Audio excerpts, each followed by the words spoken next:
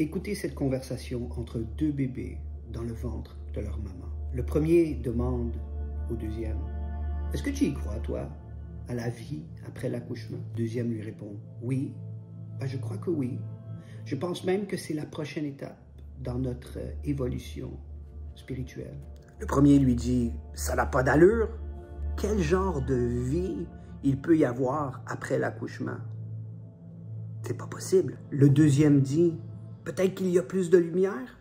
Peut-être qu'on va pouvoir même marcher avec nos jambes et manger avec notre bouche. Peut-être même qu'on va pouvoir développer des nouveaux sens qu'on ne comprend pas encore aujourd'hui. » Le premier dit, « C'est complètement stupide de penser ça. On ne peut pas marcher avec nos jambes et encore moins manger avec notre bouche. On a un cordon ombilical qui est scientifiquement prouvé et qui nous donne toute la nourriture qu'on a besoin.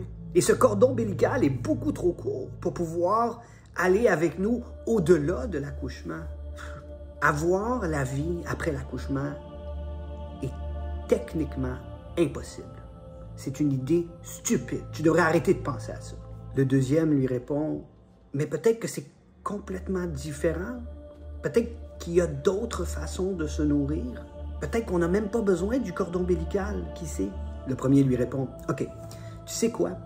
Si c'est vrai qu'il y a la vie après l'accouchement, comment ça se fait qu'il n'y a pas personne qui est revenu de là? Hein? Après l'accouchement, il n'y a rien d'autre que la noirceur et le silence. Point final. » Le deuxième lui dit, « Mais tu sais quoi?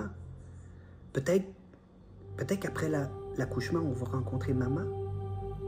Puis peut-être que c'est elle qui va s'occuper de nous. » Le deuxième lui dit, « Maman? Tu crois vraiment en maman?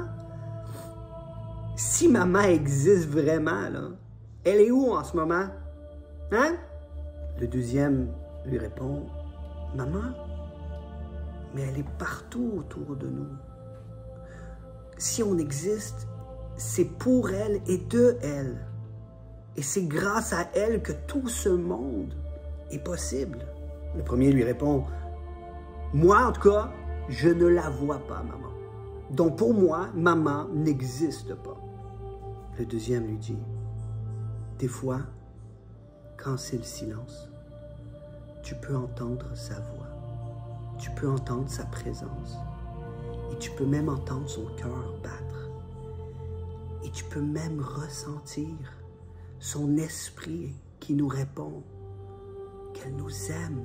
Peut-être, je dis même peut-être, que la vie ne s'arrête pas après l'accouchement, mais qu'elle fait juste commencer. » Aujourd'hui, on vit dans un monde où est-ce qu'on est beaucoup concentré sur la logique, sur ce qu'on peut voir, sur ce qu'on peut toucher, sur ce qu'on peut entendre, mais non sur ce qu'on peut ressentir.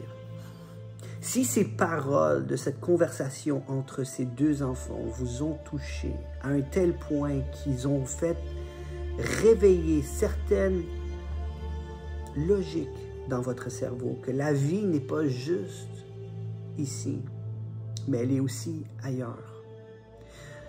Certaines personnes vont voir ça comme une croyance. Mais comme ces deux enfants qui discutaient, il y en a une qui croyait et il y en a une qui ne croyait pas. Vous, est-ce que vous y croyez?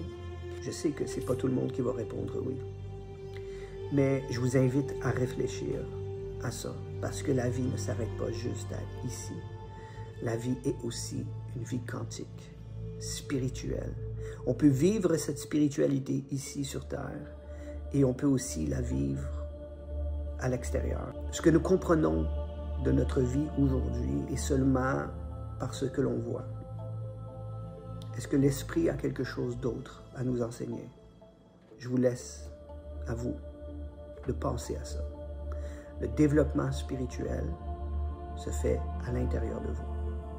Vous pouvez être influencé par vos pensées. Vous pouvez être influencé par d'autres personnes. Vous pouvez être influencé par des orgonites. Mais c'est vous qui allez faire les choix de choisir votre vibration. Qu'est-ce que vous allez voir comme une vérité? Qu'est-ce que vous allez voir comme un mensonge? Réfléchissez à ça.